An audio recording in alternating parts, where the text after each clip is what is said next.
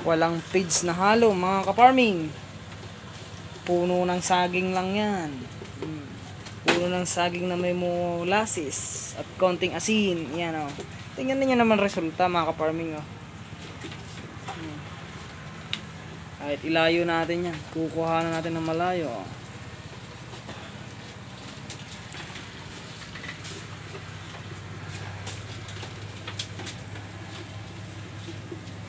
Maganda ang katawan ng kambing natin, oh. Ano, kahit ilayo natin ganyan.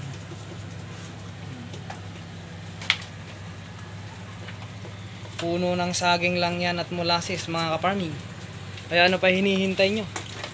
Gayahin nyo na. Tikim-tikim lang, tingnan yung uso nyo. Molasses na molasses pa.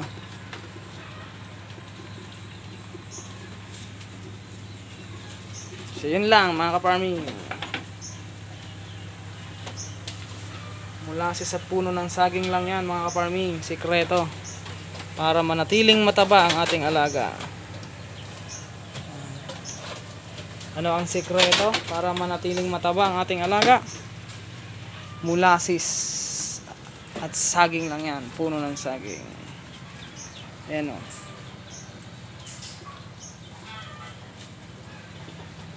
Kita nyo na ang resulta. Kailan lang yun na iba-vlog ko? Wala pa yatang ilang linggo. 2 weeks pa lang yata. Or wala pa yata eh. Tignan nyo na kaagad si Ganda. Pansinin nyo si Ganda mga ka-farming. Panoorin nyo yung last vlog ko na kung saan na nagsimula tayo magpakain sa kanya ng puno ng saging. 2 weeks pa lang po nakakalipas. Pero tignan nyo po ang katawan niya mga ka-farming.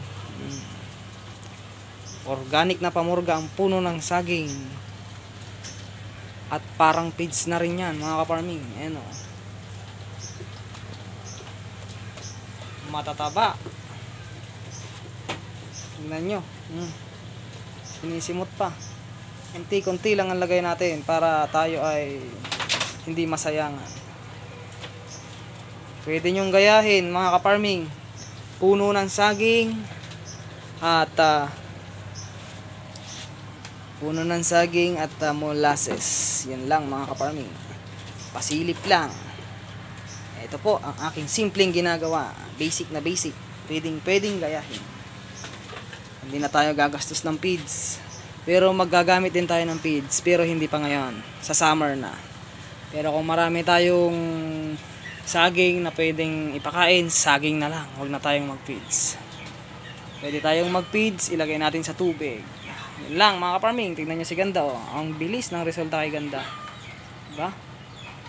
So yun lang mga ka-farming. Gayahin nyo na.